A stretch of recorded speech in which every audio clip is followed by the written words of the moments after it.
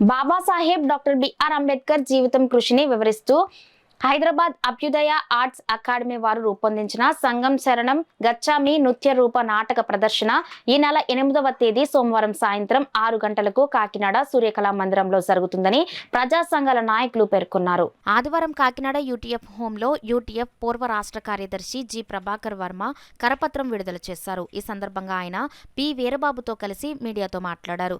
ఈ కార్యక్రమంలో నాయకులు ఎన్ గోవిందరాజులు, వివి రమణ, పాములయ్య, కె నాగజ్యోతి, మలకా వెంకటరమణ తదితరులు పాల్గొన్నారు. సూర్యకళామందిరంలో ప్రదర్శన ఏర్పాటు చేయడం జరిగింది.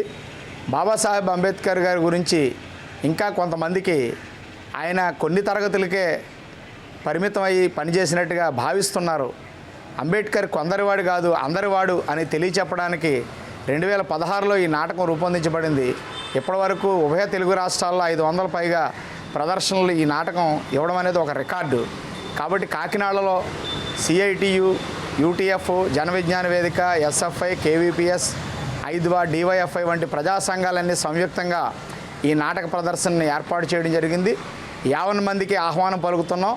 సోమవారం సాయంత్రం 6 గంటలకు సూర్య కళామందిరంలో జరిగే సంఘం శరణం గచ్చామి నృత్య నాటక ప్రదర్శనని జయప్రదం చేయాలని కోరుతున్నాం. కాకినాడ సూర్య కళామందిరంలో ప్రదర్శించబడుతుంది.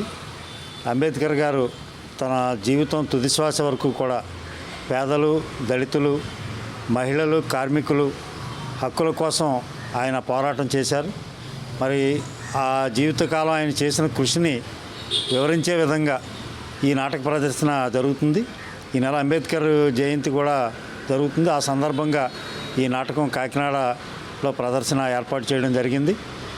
హైదరాబాదు అభ్యుదయ ఆర్ట్స్ అకాడమీ వారు ఇప్పటికే ఈ నాటకాన్ని రాష్ట్ర వ్యాప్తంగా అలాగే ఇతర రాష్ట్రాల్లో కూడా ఈ ప్రదర్శన 500కు పైగా ప్రదర్శనలు చేశారు. అందరూ తప్పనిసరిగా చూసి తెలుసుకోవాల్సిన నాటకం కాబట్టి కాకినాడలో ఉన్న ప్రజా సంఘాల కార్యకర్తలు అలాగే కాకినాడ ప్రజానీకం అందరూ ఈ కార్యక్రమాన్ని ఉపయోగించుకోవాల్సిందిగా కోరుతూ ఉన్నాం.